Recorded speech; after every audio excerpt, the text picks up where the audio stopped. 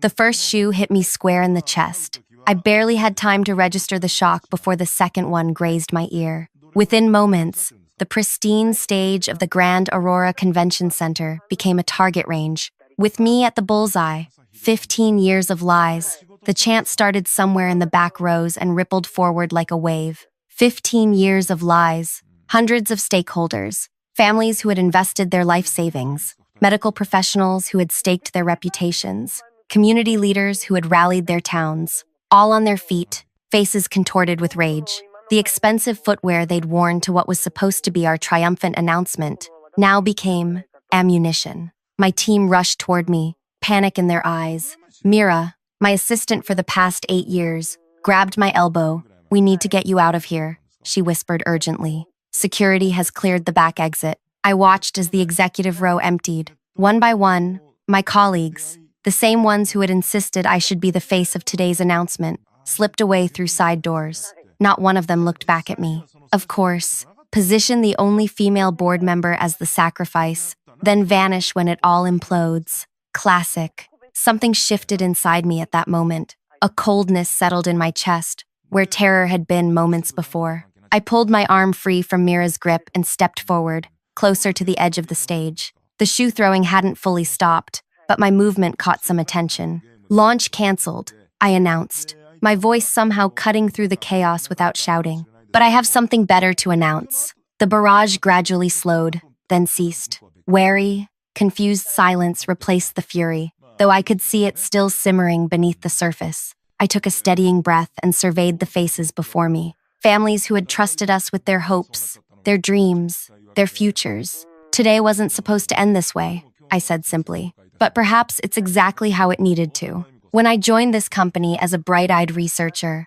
I genuinely believed our medical treatment would help thousands suffering from Terrien syndrome. This rare genetic condition had baffled scientists for decades, and our early research seemed promising. Affected families became our earliest backers, investing not just money, but faith. 6 years into development came the devastating truth. Our approach would never work. The science was fundamentally flawed. We couldn't manipulate the gene sequence in the way we'd hoped. The board's decision was swift. Keep raising money, keep promising breakthroughs. "These families trust you, Bailey," the chairman told me. "Your compassion makes them believe. You'll become our chief patient advocate." When I hesitated, suddenly my brother faced mysterious audit problems with his small business. My mother's retirement community found issues with her housing contract. The message was clear, so I became their public face. I held hands with suffering patients. I accepted tearful hugs from desperate parents, all while knowing we were selling expensive lies. But appearances can be deceiving. What you don't know, I continued to the silent auditorium, is what I discovered 3 years ago in our research database. I glanced toward the executives, now frozen by the exits, no longer trying to escape but too frightened to return to their seats. Our company hasn't been developing a treatment for Terrien syndrome. We've been studying how this condition appears in populations, and I found something nobody was meant to discover. This supposedly random genetic condition occurs almost exclusively near certain manufacturing facilities. Murmurs rippled through the crowd. Manufacturing facilities owned by our parent company. The condition isn't random. It's caused by industrial exposure. They've known this for 15 years. The chairman surged toward the stage, red-faced. "That's completely false," he shouted. "Is it?" I asked, gesturing to Mira. The screen behind me lit up with a map showing affected families clustered around facility locations, revealing an unmistakable pattern impossible to dismiss as coincidence. Instead of admitting responsibility, they created our medical division to pretend to search for treatments, buying time while avoiding liability. I nodded toward the back of the auditorium, where a team in lab coats was entering, wheeling in equipment. For the past 2 years, I've been working with independent scientists. Today, we're offering free testing that can detect these industrial compounds in your homes, water, and tissue samples. Tests that will prove exactly what caused Terrien syndrome and who's responsible. As security blocked the executives from leaving, I addressed the audience one final time.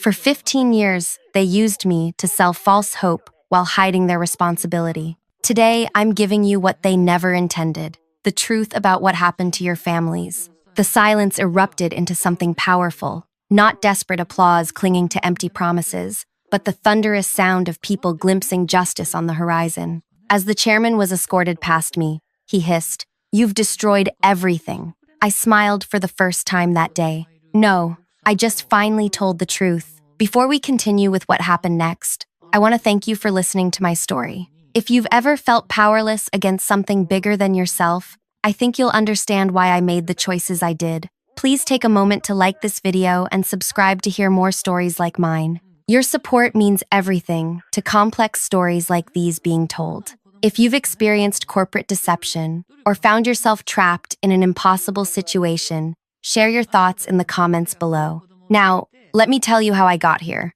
My name is Bailey, and before becoming the whistleblower who brought down a pharmaceutical giant, I was a biochemist with a specialty in genetic disorders. I grew up with a fierce sense of justice, maybe because my father was a small-town judge who taught me that truth always matters, even when it's inconvenient. I joined GeneLife Research 15 years ago, fresh out of my doctorate program. I was drawn to their groundbreaking approach to genetic disorders, particularly their focus on Terrien syndrome. This rare condition affects neurological development in children, causing progressive loss of motor function and, in many cases, early death.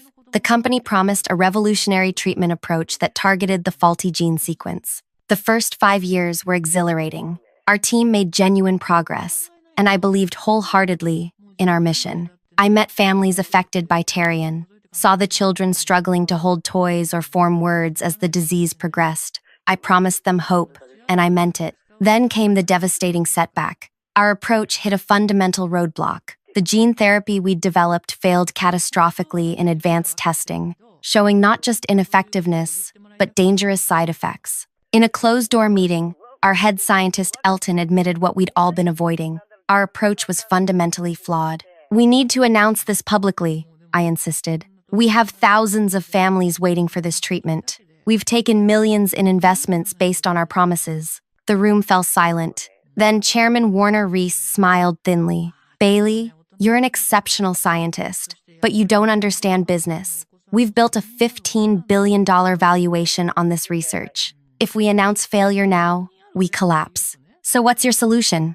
I asked. "Pivot quietly, repurpose research, buy time." "That's fraud," I said bluntly. Warner's smile vanished. "That's survival. And speaking of survival, how's your brother's little accounting business? And your mother's retirement situation? It would be a shame if there were complications." The threat wasn't subtle. My brother Liam had struggled for years to build his business. My mother's health was fragile. Her retirement community, her only source of stability. "What do you want from me?" I asked, feeling trapped. "You connect with these families. They trust you. We need you to become the face of our patient outreach. Keep them believing while we figure out our next move." I became chief patient advocate, traveling the country, meeting families affected by Terrien. I held their hands, promised breakthroughs were coming.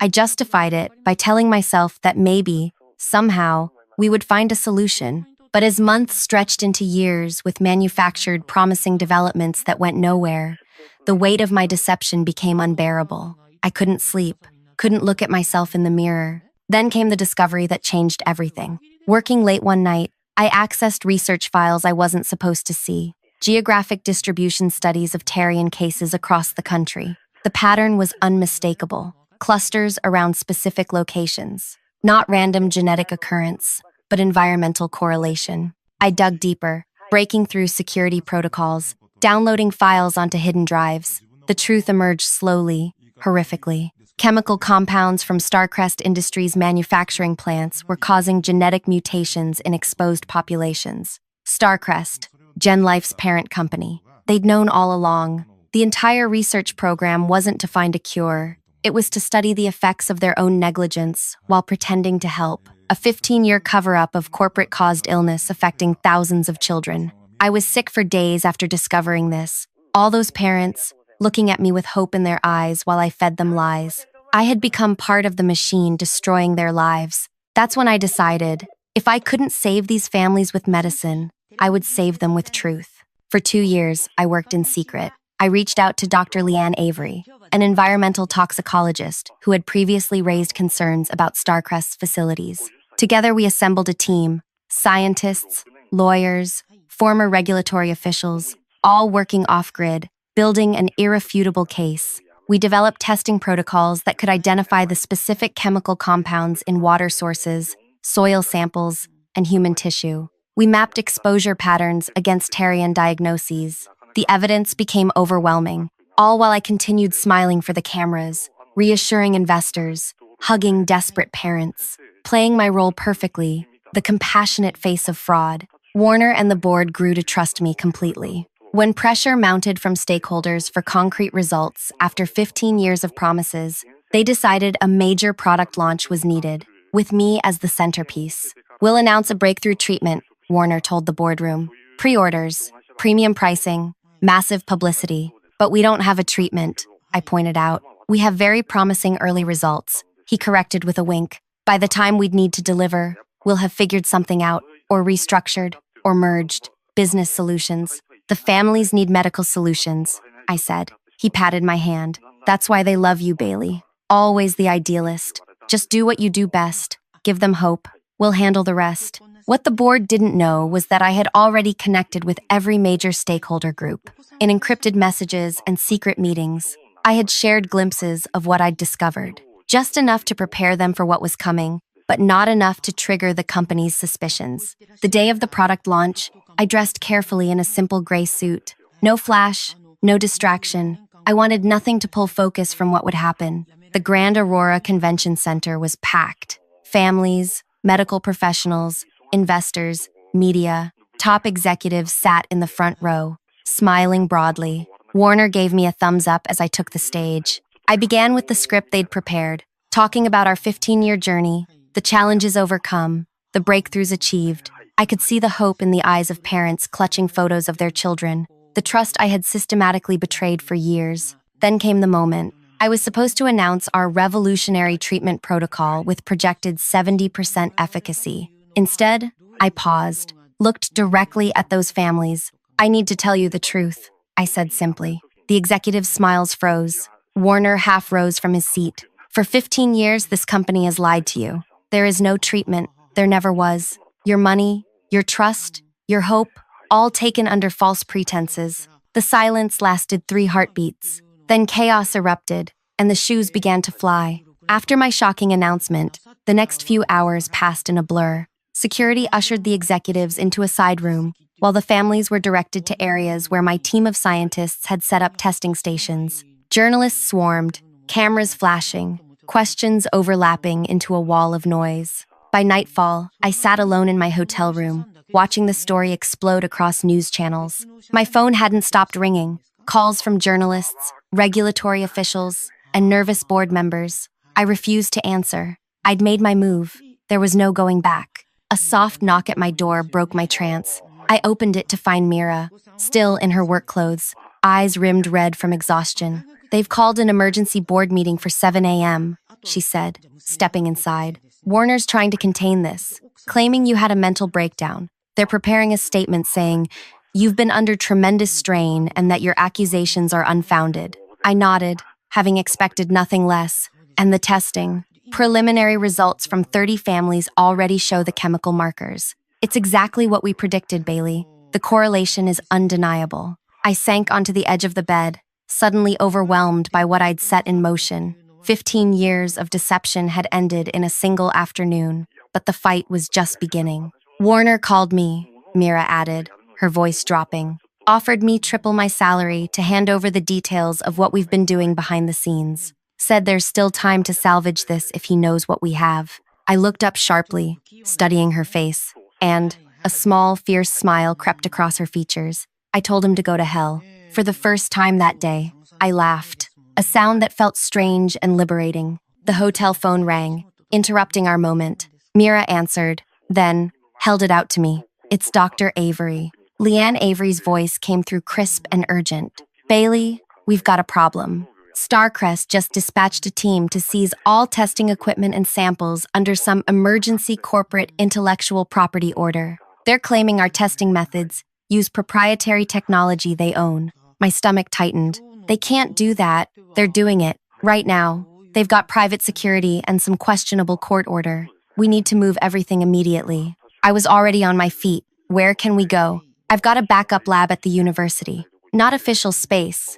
It's equipment they were going to surplus. If we move now, we can secure most of the samples before they arrive. On my way, I said, hanging up and turning to Mira. I need you to contact every family we tested today. Tell them not to open their doors to anyone claiming to be from Starcrest or GeneLife. Anyone who hasn't been tested needs to meet us at Northside University Basement Level B, Old Chemistry Wing. As we rushed from the hotel, my phone buzzed with a text from an unknown number. Parking garage, Level 3, black sedan. You're being watched. I showed Mira, who immediately scanned the lobby. There, she whispered, nodding toward a man in a dark suit pretending to read a newspaper. And there, another by the elevator, speaking too quietly into his earpiece. We slipped out through the kitchen, cutting through the hotel restaurant and exiting into the service alley. The night air hit my face, cold and sharp. We ran 3 blocks before reaching the parking structure. On level 3, a black sedan waited with darkened windows.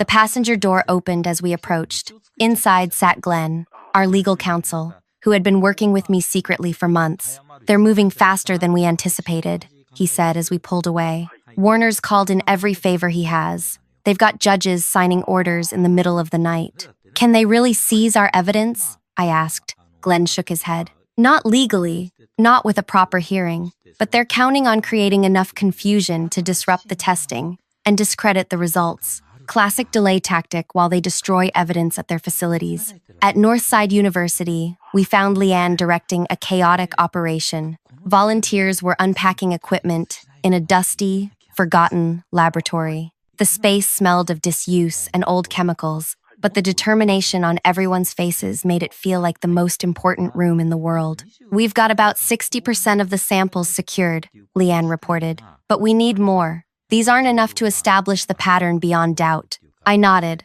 understanding what she wasn't saying. If we couldn't prove the geographic correlation conclusively, Starcrest could claim the cases were random genetic occurrences. Our entire case would collapse. The annual Tarian Syndrome Family Conference is this weekend in Denver, I said. Hundreds of affected families attend. If we could test them, Starcrest will be watching, Glenn warned. After today, they'll have security at every Tarian-related event. Then we don't make it about testing, I replied, an idea forming. We make it about sharing my story. I'll offer to speak, a mea culpa session. Families will want to hear directly from me. We can set up private testing under the guise of something else. The plan took shape quickly. Mira would handle logistics, Glenn would work on legal protection, and Leanne would prepare a mobile testing protocol that could be disguised as standard health screenings. As dawn broke, we had our strategy. But another problem loomed. I couldn't return to my apartment. Starcrest would have it watched. Stay with me, Leanne offered. My building has excellent security and private parking. Later that morning, watching the board meeting I should have attended from Leanne's laptop, I saw Warner perform masterfully. He expressed deep concern for my mental health, praising my years of dedication, while suggesting the pressure had finally broken me. The board voted unanimously to place me on compassionate leave, pending a full investigation of my concerning allegations. My company email was already disabled, my badge access revoked. 15 years of my life erased with a single vote. They're doing damage control, Glenn observed, making you look unstable while they prepare a fuller response. That afternoon, my brother Liam called in a panic. The tax auditors showed up at my office with a warrant, he said, voice tight with stress. They're taking everything, Bailey. All my files, computers, everything. What's going on? My throat constricted. I'm so sorry, Liam. This is Warner, retaliating against me. By coming after me? Bailey, this could ruin my business, my family, my clients. I know. I'm going to fix this. I promise. But even as I said it, another call came in. My mother's retirement community claiming she needed to vacate her apartment due to contract irregularities. Warner was making good on his threats, using my family as leverage. I spent the next hours making arrangements, helping my mother move temporarily to Liam's house, connecting him with accountants who could help with the audit. The message from Warner was clear. Back down or watch your family suffer. That evening, as we finalized our Denver conference plans, my personal phone rang with a number I recognized all too well. Bailey. Warner's smooth voice filled my ear. This has gotten out of hand, don't you think? Let's talk. Just the two of us. I have nothing to say to you, Warner. I think you do. His tone hardened slightly. Your brother's audit problems could disappear very easily. Your mother could return to her home. Your career could be salvaged. All it would take is a simple statement clarifying that you misspoke due to stress and overwork. You mean lie again, cover for you again. I mean choose the wise path, because right now, you're on a very destructive one. Not just for yourself, but for everyone you care about. I closed my eyes, feeling the weight of his threat. Is that all? Think about it, Bailey. 15 years is a long time to throw away on a misunderstanding. I'll expect your call by tomorrow morning. After he hung up, I sat in silence, hands shaking. He's scared, Leanne said, watching me closely. That's why he's applying pressure. We must be on to something big. Something bigger than we realized, Glenn added. They wouldn't pull out threats this explicit unless the stakes were enormous. I nodded slowly. Then we need more evidence before Denver. Something Warner doesn't expect. That night, unable to sleep, I reviewed everything we'd gathered. The clusters of Tarian cases near Starcrest facilities were undeniable, but we still lacked the smoking gun. Direct evidence that the company had known about the connection and covered it up. Without that, Warner could claim the company had been unaware of any link. The GeneLife Research Division could be portrayed as a genuine, if unsuccessful, attempt to help affected families. I needed something that proved intent, something that showed they'd knowingly hidden the truth for 15 years while pretending to search for treatments. As I scrolled through files we downloaded from the company servers, one name kept appearing in the earliest research: Dr. Kira Verdon, the original lead scientist who had left GeneLife abruptly in year 3 of the program. Official records stated she'd retired for health reasons, moving overseas. No one had heard from her since. Mira, I called, waking her from where she'd fallen asleep on Leanne's couch. Can you find anything on Dr. Kira Verdon? Current location? Contact information? Anything? For the next few hours, we dug through public records, social media, and academic databases. Dr. Verdon had effectively disappeared. No publications, no conferences, no digital footprint of any kind after leaving GeneLife. It's like she vanished, Mira said, rubbing her tired eyes. Or was erased, I thought. Just as we were about to give up, Glenn discovered a small obituary from a Vermont newspaper dated 8 years earlier. Dr. Kira Verdon had died quietly in a small town called Mapleton. Heart failure, according to the brief notice. Heart failure at 47? Leanne questioned, reading over my shoulder. That's unusually young. Something felt wrong. The timing, just as our research would have been revealing the first clear patterns of environmental correlation. Kira's sudden retirement, her complete disappearance, and then a quiet death in an obscure town. I need to go to Mapleton, I decided. There might be something there. Papers, research, anything Kira might have left behind. The Denver conference is in 3 days, Glenn reminded me. I'll be back in time. This could be our missing piece. The next morning, I boarded a flight to Vermont, using cash and an old college friend's ID that Mira had arranged. If Warner was tracking my movements, he wouldn't expect this detour. Mapleton revealed itself as a picture-perfect New England town. White church steeple, maple-lined Main Street, and suspicious looks directed at any outsider asking questions. At the local diner, I claimed to be a former colleague of Kira's, only recently hearing of her passing. Dr. Verdon kept to herself, the waitress told me, refilling my coffee cup.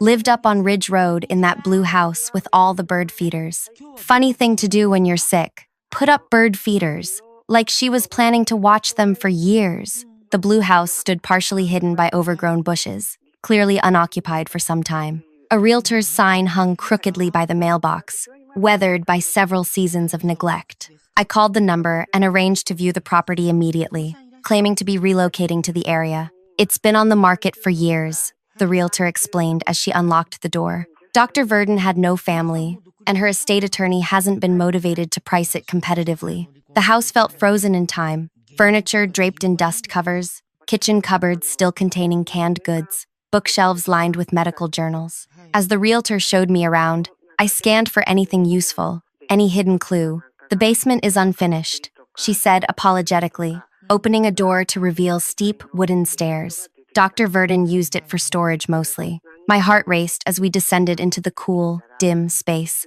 Against the far wall stood a line of metal filing cabinets, and beside them, cardboard boxes labeled in precise handwriting, Gene Life research materials, personal copies. I'll need some time to consider the space, I told the realtor. Would you mind if I stayed a bit longer to take measurements? Alone in the basement, I moved quickly, opening boxes and scanning contents. Most contained routine research papers, published studies, conference presentations, material already available publicly. Then, in the bottom drawer of the second filing cabinet, I found a locked metal box. No key in sight. I searched frantically through desk drawers upstairs, checked obvious hiding places, even lifted the mattress in the bedroom. Nothing. In the kitchen, I noticed a collection of bird figurines arranged on a windowsill. One, a small painted cardinal, seemed slightly out of place among the more elaborate pieces. On a hunch, I picked it up and turned it over. A small key was taped to its base.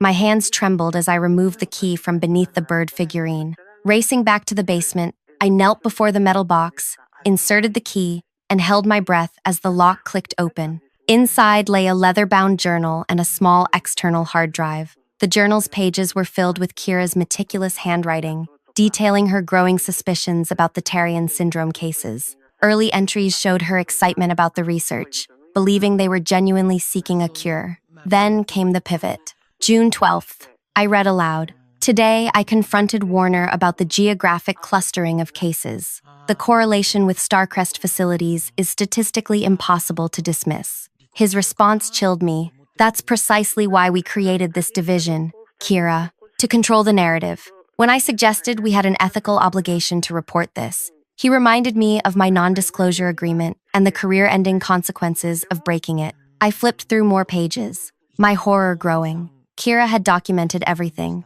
Meetings where executives openly discussed the cover-up, strategies to divert attention from the environmental cause, even calculations of how much cheaper it was to fund failed research than to clean up their manufacturing processes or pay damages to affected families. The last entry was dated shortly before her retirement. They're watching me now. Warner made it clear that my continued good health depends on my silence. I'm taking copies of what I can, but I need to disappear. If anyone ever finds this, know that Starcrest has been poisoning communities for decades. Tarian syndrome isn't the only consequence, just the most visible one.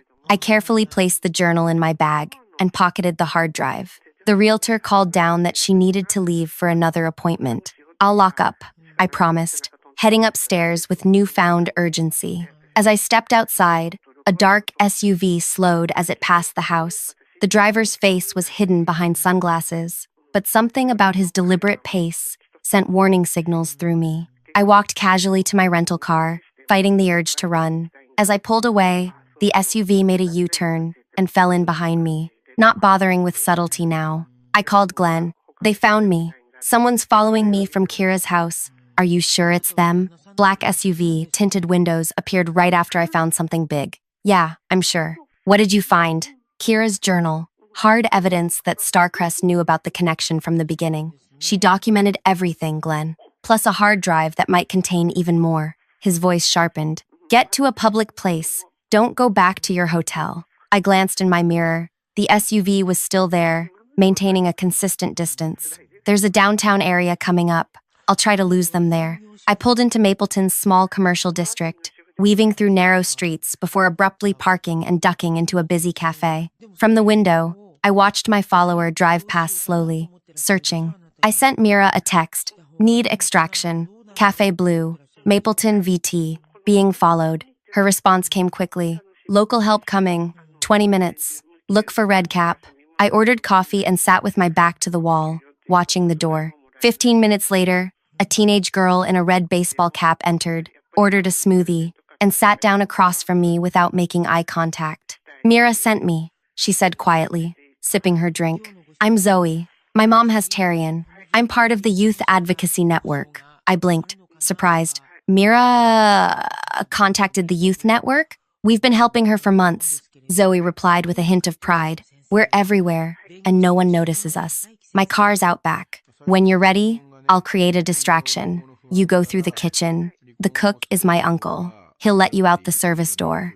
The coordination of this impromptu rescue operation stunned me. How many people had Mira enlisted in our cause without my knowledge? 5 minutes later, Zoe knocked over her table, creating a spectacular scene complete with fake tears about ruined homework. As staff rushed to help, I slipped into the kitchen and out the back door. Zoe's dented hatchback got me to the nearest train station, where I boarded an express to Boston, rather than risk the local airport. From Boston, I could catch a direct flight to Denver and arrive just in time for the conference. On the train, I examined the hard drive, which was password protected. I tried various combinations of Kira's name and birth date without success. What would she have used? Something meaningful, something she wouldn't forget, but not obvious to others. On a hunch, I typed Truthforder10N, and the drive unlocked. The contents exceeded my wildest hopes. Kira hadn't just kept notes. She'd secretly copied thousands of internal documents, research data,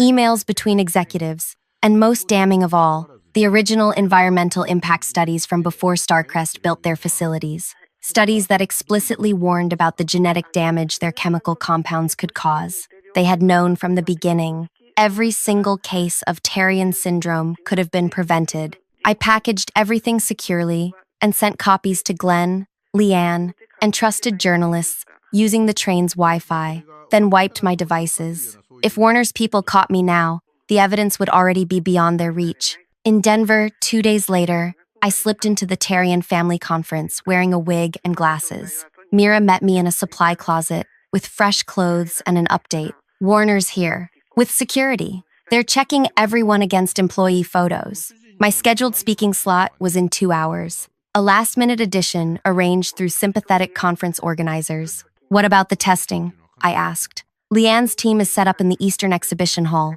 They're registered as standard genetic counseling services. Families are already lining up. Word has spread about what we're doing. I nodded, heart racing with the knowledge of what was coming. And the other preparations? All set. The moment you finish speaking, it goes live. The next 2 hours crawled by as I hid in plain sight, volunteering at the registration desk where I could watch Warner prowling the conference. He looked haggard, his usual polished appearance frayed at the edges. Finally, it was time. I slipped backstage as the previous speaker concluded. The moderator stepped up to the microphone. Our next speaker was added to the program recently. Many of you know her as the face of Gene Life Research. Please welcome Bailey Morgan. I stepped onto the stage, removing my wig and glasses. A collective gasp rippled through the audience. In the third row, Warner half rose from his seat, face contorted with shock. For 15 years, I began. I've stood before groups like this, offering hope that wasn't real. Today, I'm here to offer something different, the truth. Security personnel moved toward the stage, but volunteers from the Youth Network, positioned strategically throughout the audience, blocked their paths. 3 days ago, I discovered the journal and research files of Dr. Kira Verdin, GeneLife's original lead scientist. What I found confirms what many families have suspected. Terrien syndrome is not a random genetic disorder. It's the direct result of chemical exposure from Starcrest Industries' manufacturing facilities. On the screens behind me, data from Kira's files began to appear. Maps showing the correlation between facilities and cases, internal memos discussing the connection, profit calculations, weighing cleanup costs against potential lawsuits. Starcrest knew about this connection before they built their factories. When cases began appearing, instead of admitting responsibility, they created Gene Life Research, not to find a cure, but to control the narrative while continuing to profit from the same manufacturing processes that were causing the damage. Warner was on his feet now, shouting for the sound to be cut, but we had bypassed the conference AV system, using our own equipment. Dr. Verdin discovered this truth 12 years ago. When she threatened to reveal it, she was forced into hiding and later died under suspicious circumstances. I found her evidence, which includes proof that Starcrest executives, including Warner Reese, have been orchestrating this cover-up for 15 years, while families suffered. I paused, looking directly at Warner as he reached the edge of the stage. But here's what Warner doesn't know. While he was threatening my family and destroying my career, I wasn't just gathering evidence about Starcrest's past crimes. I was tracking their current operations. The screens changed to show real-time chemical readings from monitors the Youth Network had secretly placed around Starcrest facilities over the past year. These facilities are still releasing the same toxic compounds, still causing new cases of Terrien syndrome, still damaging children's lives, while denying responsibility. Warner managed to reach a microphone. This is slander. Security, remove her immediately. I smiled for the first time. It's too late, Warner. As I speak, the EPA is executing search warrants at every Starcrest facility based on our evidence. Federal prosecutors are unsealing indictments against top executives, and a class action lawsuit representing every affected family has just been filed. The room erupted in chaos. Cheers from families, shouts from company representatives, media reporters broadcasting live. I raised my voice above the din. But my final revelation isn't about corporate crimes or legal consequences. It's about hope. Real hope this time. The screens changed again to show laboratory results. Dr. Leanne Avery's team has made a breakthrough. By understanding exactly which compounds cause Terrien syndrome, they've developed a treatment protocol that can halt progression of the disease. Not a cure, but a way to prevent further deterioration. And it works. We've been testing it in secret for months. Gasps and sobs filled the room as parents absorbed this information. Starcrest will pay for this treatment for every affected child, not because they choose to, but because the courts will force them to. The money they saved by poisoning your children will now save those same children's lives. I looked directly at Warner, who stood frozen at the edge of the stage. You told me once that I was exceptional at giving people hope. You were right, but now I'm giving them something better: justice. As security finally reached me, I spoke my final words to the audience. The testing stations are open now. Treatment protocols will begin next week. This time, the promise is real. They led me from the stage to thunderous applause, past Warner, whose empire was crumbling before his eyes. He grabbed my arm as I passed. "You have no idea what you've done," he hissed. I removed his hand calmly. "Actually, I do. I've done exactly what I should have done 15 years ago. Told the truth." 3 months later, Starcrest declared bankruptcy under the weight of criminal charges and civil lawsuits. Warner and 5 other executives faced prison sentences. GeneLife Research was restructured as an independent foundation controlled by Terrien families, with all Starcrest assets transferred to fund ongoing treatment and research. The first children to receive the treatment showed remarkable stability in their condition, no further deterioration. For many families, it was the first real hope they'd had in years. As for me, I found peace in finally using my knowledge to help rather than harm. The journey from corporate puppet to whistleblower had cost me my career and temporarily endangered my family, but given me back something more valuable: my integrity. If you've stayed with me through this story, thank you. Sometimes standing up against powerful interests seems impossible, but the truth has its own power when enough people stand behind it. If my story resonated with you, please share it so others might find the courage to speak their truth. Leave a comment about a time you faced a difficult ethical choice, or how corporate accountability matters in your life. And if you want to hear more stories of justice finally served, subscribe for more. Remember, even the most seemingly untouchable systems can be brought down when enough voices join together and refuse to be silenced. もしもし。はい、もしもし。はい、テレフォン人生相談です。最初に年齢を教えてください。57です。57。